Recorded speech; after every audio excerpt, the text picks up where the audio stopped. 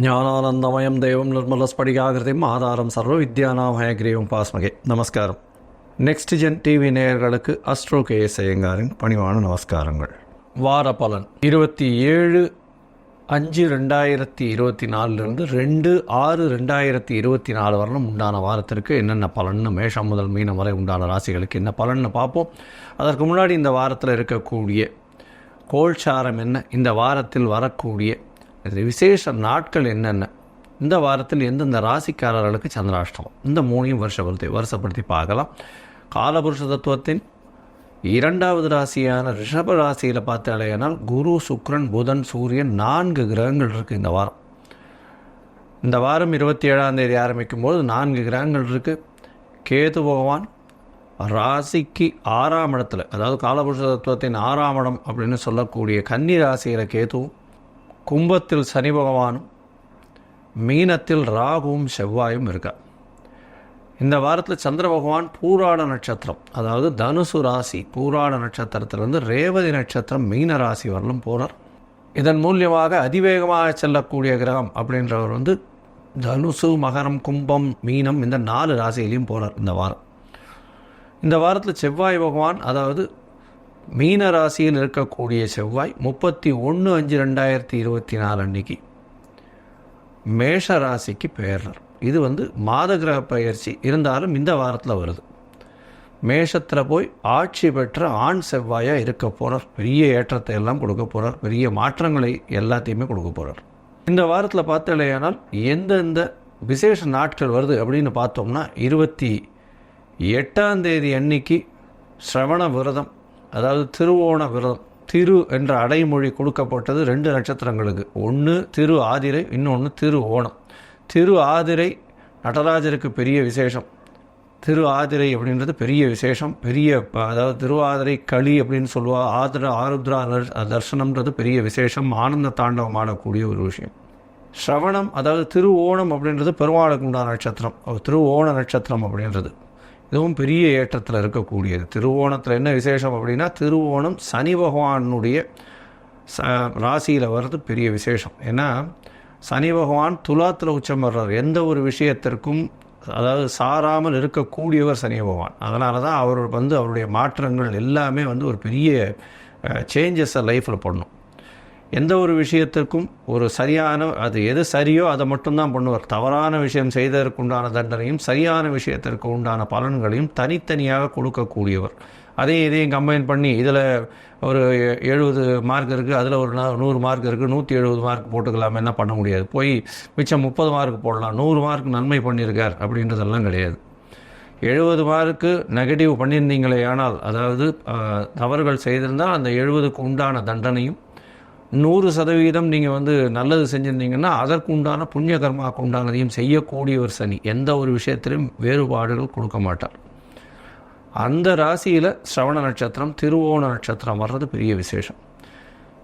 இந்த வாரம் பார்த்தாலேயானால் இந்த ஸ்ரவண நட்சத்திரம் திருவோணம் 28ஆம் தேதி ஸ்ரவண விரதம் இருப்பார். அதனால் ஸ்ரவண விரதம், அதாவது குழந்தை பிராப்தி இல்லாதவர்கள் ஸ்ரவண விரதம் இருக்கிறதும், கடன் அதிகமாக இருக்கிறவர்கள் ஸ்ரவண விரதம் இருக்கிறது பெரிய விசேஷம். இதன் மூலியமாக அவர்களுக்கு அடுத்த வருஷத்திலேயே இந்த கடன் தீர்றதும் குழந்தை பிராப்தி ஏற்படுறதும் நிச்சயமாக நடக்கும். உடல் உபாதைகளுக்கும் இந்த ஸ்ரவண விரதம் இருப்பார். அதாவது ஒருத்தர் சிக்கா படுத்துருக்கா, இந்த மாதிரியான விஷயங்களும். 28ஆம் தேதி இந்த கத்திரி வெயில் அப்படின்னு சொல்லக்கூடிய அக்னி நட்சத்திரம் முடியறது. அதாவது சாயந்தரம் முடியறது. ப்ராக்டிக்கலி பார்த்தா அடுத்த நாள் கார்த்தால சூரிய உதயத்தும் போது அக்னி நட்சத்திரம் இல்லாமல் இருக்கும். அக்னி நட்சத்திரத்துடைய நட்சத்திரத்தை விட்டு வெளியே வந்துடும். அதாவது பரணி, கிருத்திகை, ரோகிணி 2ஆம் பாதம் வரலும் இருக்கக்கூடிய நட்சத்திரத்தை அக்னி நட்சத்திரம் சொல்கிறோம். சூரியன் இருக்கிற நட்சத்திரம், சந்திரன் இருக்கிற நட்சத்திரம் அல்ல, சூரியன் இருக்கிற நட்சத்திரத்தை சொல்கிறோம். இந்த நட்சத்திரம் பிரகாரம் ரோகிணி 2ஆம் பாதத்தை தாண்டர், அதாவது சூரிய பகவான். இதன் மூலியமாக அக்னி நட்சத்திரம் காலகட்டம் முடியறது, அதீதமான வெயில் காலகட்டம் குறையிறது. இது ஒரு நல்ல விசேஷம். இதற்கு பிறகு உங்களுக்கு அதாவது மழை சலனங்கள் இருக்கும். அதை தவிர வெப்பங்கள் கொஞ்சம் கொஞ்சமாக படிப்படியாக கம்மியாகக்கூடிய வாய்ப்புகள் நிச்சயமாக உண்டு. இந்த வாரத்தில் பார்த்தாலேயானால் உங்களோட, அதாவது பொதுவாக 2/6/2024 அன்னைக்கு வைஷ்ணவ ஏகாதசி ஏகாதசியினுடைய ஏகாதசி பார்த்தாலேயானால் உபவாசம் இருந்து பெருமாளை தியானம் பண்ணி பெருமாளுக்கு உண்டான ஸ்லோகங்களை சொல்லி பண்ணுறதன் மூலியமாக மோட்சம் கிடைக்கிறதுன்ற ஒரு நம்பிக்கையில் வைஷ்ணவர்கள் இருக்கிறார். இந்த வைஷ்ணவ ஏகாதசிக்கும் மிச்ச ஏகாதசிக்கும் என்ன வித்தியாசம்னா, வைஷ்ணவ ஏகாதசின்றது சூரிய உதயத்திலிருந்தே ஏகாதசி இருந்தால் மட்டும்தான் வைஷ்ணவ ஏகாதசின்னு எடுத்துக்கொள்ளப்படும். ஒரு நாழிகையோ அரை நாழிகையோ 10 வினாழிகையோ இந்த மாதிரி ஒரு தசமி சேர்ந்து இருந்துட்டேனால் அது வைஷ்ணவ ஏகாதசியாக எடுத்துக்கொள்ளப்படாது. அதனால் வைஷ்ணவ ஏகாதசின்னும் போது சூரிய உதயத்தின் பொழுது ஏகாதசி இருக்கணும். அதுதான் வைஷ்ணவ ஏகாதசியினுடைய தாத்பரியம். இதன் மூலியமாக பார்த்தோம்னா வைஷ்ணவ ஏகாதசியில் வைஷ்ணவர்கள் உபவாசம் இருந்து அன்றைக்கி ஒரு நாளும் பெருமாளுக்கு இதுவாக இருந்து அடுத்த நாள் துவாதசி மட்டும்தான் பாரணை பண்ணுவாள். அதாவது துவாதசி அன்றைக்கி தான் சாப்பிடுவாள். அந்த வயசானவா இவெல்லாம் சொஜ்ஜி பண்ணுறது சொஜ்ஜி பண்ணி சாப்பிட்றது வழக்கமாக இருக்கும். சரி, இந்த வாரம் எந்தெந்த ராசிக்காரர்களுக்கு சந்திராஷ்டமம் அப்படின்னு பார்த்தோம்னா, ரிஷபம், மிதுனம், கடகம், சிம்மம் இந்த 4 ராசிக்காரர்களுக்கு சந்திராஷ்டமம்னா உங்களுடைய ராசிக்கு 8ஆம் இடத்துல சந்திர பகவான் போகிறத சந்திராஷ்டமம்னு சொல்கிறோம்.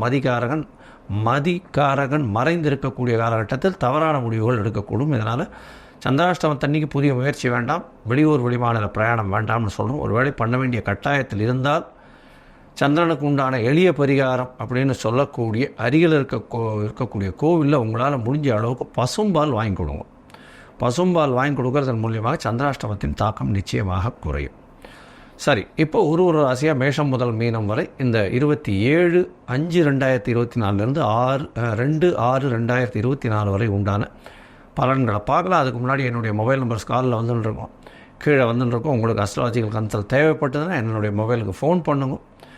உங்களுடைய date, time, place of birth அனுப்பிச்சாங்கன்னா அதில் சந்தி இருக்கான்றதை பார்த்து நட்சத்திர சந்தி, பாத சந்தி, லக்ன சந்தி இது எல்லாத்தையும் பார்த்துட்டு உங்களுக்கு உண்டான எளிய பரிகாரம்னா இன்றைய கோச்சார நிலைமை பிரகாரம் எப்படி இருக்குது, உங்களுடைய தசாபுக்தி அந்தரம் சூக்ஷ்மம்லாம் எப்படி இருக்குன்றதை பார்த்துட்டு உங்களுக்கு உண்டான பலன்களை சொல்கிறேன். அதுக்கு உண்டான கட்டணம் என்னன்றதையும் சொல்கிறேன். அந்த கட்டணத்தை செலுத்தினதுக்கப்புறம் உங்களுக்கு அப்பாயின்மெண்ட் தரேன். இப்பொழுது மேஷம் முதல் மீனம் வரை 27/5/2024 2/6/2024 வரை உண்டான பலன்கள் பார்க்கலாம்.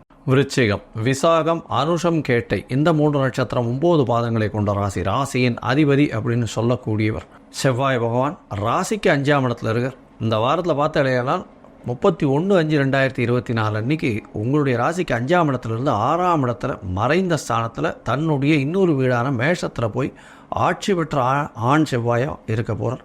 ஆண் செவ்வாய்னா ஆண் ராசியில் போய் செவ்வாய் பகவான் இருக்கிறது பெரிய விசேஷம். இதன் மூலியமாக பார்த்தாலேயானால் எதிரிகள் அற்ற நிலை இருக்கும். எந்த ஒரு விஷயத்திலையும் வெற்றி உங்களுக்கு கண்டிப்பாக கிட்டும். சப்தமம் ரொம்ப அதாவது சப்தமத்தில் 4 கிரகங்கள் சூரியன், புதன், சுக்கிரன் மற்றும் குரு 4 கிரகங்கள் இருக்குது. சப்தமாதிபதி சப்தமத்தில் ஆட்சி பெற்று போய் குருவோடு சேர்ந்து இருக்கக்கூடிய காலகட்டம். 10ஆம் அதிபதியும் சப்தமத்தில் இருக்குது. 10-11 அதிபதிகள் சேர்ந்து இருக்கக்கூடிய காலகட்டம் பெரிய விசேஷம். பார்ட்னர்ஷிப் தொழிலில் இருக்கவங்களுக்கெல்லாம் கோடியாக பணம் போட்டும். எந்த அதாவது பேக்கெல்லாம் எடுத்து வச்சு ரெடியாக வச்சுக்கோங்க. இந்த வாரத்தில் பெரிய ஏற்றம் கிடைக்கக்கூடிய காலகட்டமாக அமைய போகிறது. வேலை தேடிட்டு இருக்கவங்களுக்கெல்லாம் பெரிய ஏற்றம், திடீர் வேலை கிடைக்கும். வெளியூர் வெளிமாநில பிரயாணம் போகக்கூடிய வாய்ப்புகள் நிச்சயமாக இருக்குது. உடல்நிலையில் நல்ல ஏற்றம், மைண்டு காமாக இருக்கக்கூடிய காலகட்டம். 4ஆம் இடத்துல சனி பகவான் இருக்காரு. சார் என்ன சார் இப்படி சொல்கிறீங்க? அலைச்சல் இருக்கும். அலைச்சலுக்கு ஏற்ற 10 மடங்கு பணம் வரக்கூடிய வாய்ப்புகள் இந்த வாரம் அமைய போகிறது. உடல் நலம் நல்லபடியாக இருக்கும், கவலைப்பட தேவையில்லை. பண வரவிற்கு பஞ்சம் இருக்காது. ஏன்னா 2ஆம் அதிபதியே சப்தமத்தில் இருக்கிறதுனால உங்களுடைய ராசியும் பார்க்கறதுனால நல்ல ஒரு ஏற்றம் இருக்கக்கூடிய காலகட்டம்.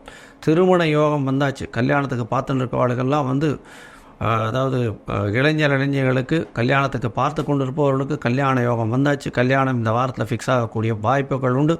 28ஆம் தேதி அன்றைக்கி பார்த்தோம்னா இந்த அக்னி நட்சத்திரமும் முடிஞ்சு விடுறது.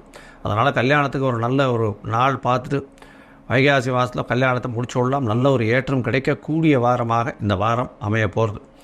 இந்த வாரத்தில் பார்த்தேனால் உங்களுடைய ராசிக்கு 9ஆம் அதிபதி அப்படின்னு சொல்லக்கூடிய சந்திர பகவான் 27/5/2024 2/6/2024 வரலும் உண்டான வாரத்தில் 27ஆம் தேதி சாயந்தரம் வரலும் உங்களுடைய ராசியிலேயே இருக்கார். சாயந்தரம் 4:45 வரலும் உங்களுடைய ராசிக்கு அடுத்த ராசியான 2ஆம் இடத்துல இருக்கார். இதன் மூலியமாக பார்த்தோம்னா பணவரவிற்கு பஞ்சம் இருக்காது. ஏன்னா 9ஆம் அதிபதி 2ஆம் இடத்துல இருக்கிறதுனால தந்தையின் மூலியமாக நல்ல ஒரு செல்வம் வரக்கூடிய வாய்ப்புகள் உண்டு. வெளிநாடு போகக்கூடிய பாக்கியம் உண்டு. படிக்கக்கூடிய மாணவர்கள் அவங்க வெளிநாடு போகணுன்னு பார்த்துட்டு இருந்தாங்கன்னா விசா வரக்கூடிய வாய்ப்புகள் உண்டு.